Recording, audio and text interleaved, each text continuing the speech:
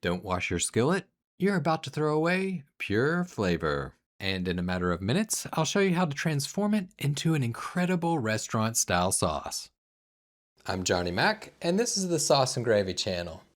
In today's recipe, I'm going to quickly walk you through how to make a shallot pan sauce for steak. Begin with some prep work, round up one shallot, a good sized one, and slice it up.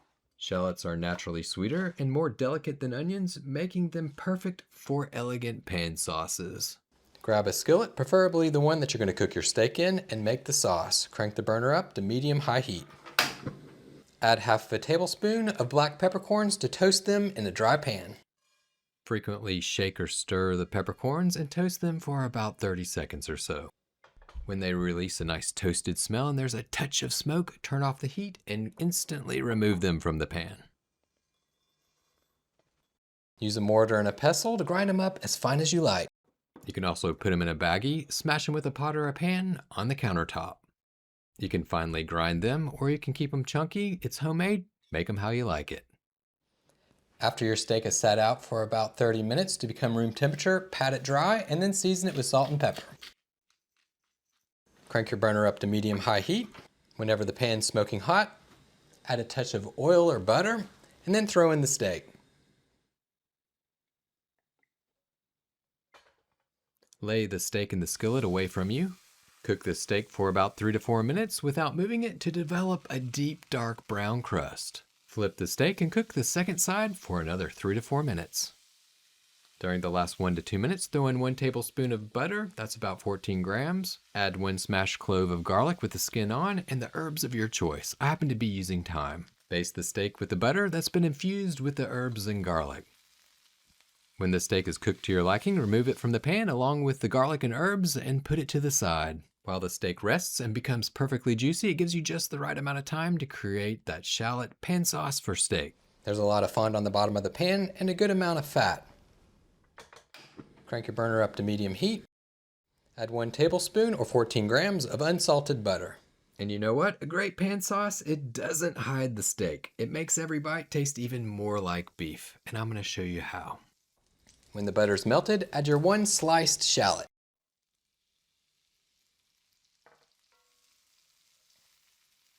Add your peppercorns.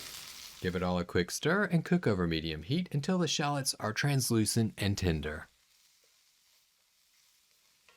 Deglaze with half of a cup or 125 milliliters of a red wine of your choice.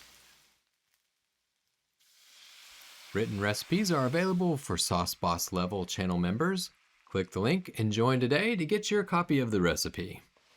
Scrape the bottom of the pan to release that fond, that's flavor, up into the liquid, and reduce this down until the wine is just about all gone. Red wine lifts every bit of flavor from the pan while adding richness and depth to the sauce. To that, you'll pour in half of a cup or 125 milliliters of beef broth. 1 teaspoon of Dijon. A touch of Dijon won't make your sauce taste mustardy. It simply makes every flavor pop and helps with the thickening of the sauce. And 1 teaspoon of fresh thyme leaves. Fresh thyme adds just enough flavor without covering up the taste of the steak. Give it a mix. Reduce this down over medium heat by roughly half or until it's as thick as you like. I get a lot of comments about cold steaks with pan sauces. Oh, your steak's going to be so cold by the time the sauce is done. A typical steak should rest about 5 to 7 minutes. And voila, that's pretty much how long it takes to make a pan sauce. So your sauce should come together while the steak becomes perfectly juicy and stays warm. Turn off the heat and add 2 tablespoons of unsalted butter. That's roughly about 28 grams. You want the butter to be cold? And stir it in. Cold butter slowly melts into the sauce, creating that silky, glossy finish you expect from a steakhouse. Give it a quick taste. Oh yeah. Woo! Spot on. Absolutely delicious. A little bit of spice from the pepper, a hint of that steak, those herbs. Oh yeah, you're gonna love this. Woo! Add a little salt. And that's all there is to it. That's how you make a shallot pan sauce for steak.